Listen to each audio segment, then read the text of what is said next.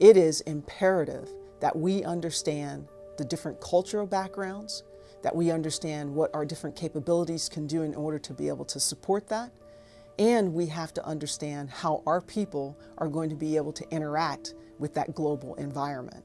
And if I think about just summing it up into the three things I always like to teach in terms of diversity, it's looking at diversity of people, it's looking at diversity of capability, and it's looking at diversity of thought. Well, I think, I would just like to think that we're building it into our muscles and our sinews, and it just becomes a part of who we are, because if we're ever going to reach full potential, it has to just be a part of our being. I've sat back as a battalion commander and I told my staff, I said, hey, look, come up with a plan for whatever it was. And they come back and I'm just amazed, I'm blown away. How did you think of this? And they thought of it because they have different people that have different ideas. They have different backgrounds, different cultures, different beliefs, different ways of thinking about things, but it all comes together as a team. And what you'll find is if you leverage that as a leader, then you'll be successful.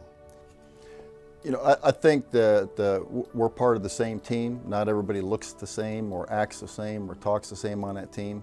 So, much like the Navajo code talkers from World War II, I think that our ability to leverage diversity brings strength to the nation, brings strength to the National Guard, and that's why I think it's important that we leverage diversity. The reason why I think diversity is a mission imperative is because it allows us to be our own best critic and takes us out of our comfort zone. We're in the midst of an historic transformation from what was before to what will be in the decades ahead. Globalization, information technology have brought the peoples of the world together, the countries of the world together at a pace and in ways that were really absolutely unprecedented. If you're not diverse, you're shooting yourself in the foot and you're fighting with one hand tied behind your back. It hurts the mission. What I would recommend is that you work hard, you prepare yourself, you plan for the future strategically, however you execute tactically. And in doing so, always do your best, always keep a positive attitude, seek mentorship when needed, and uplift when you're able to. Diversity is absolutely essential because if I don't have a diverse workforce who has diversity of thought, I cannot deliver high quality analytics to the chief.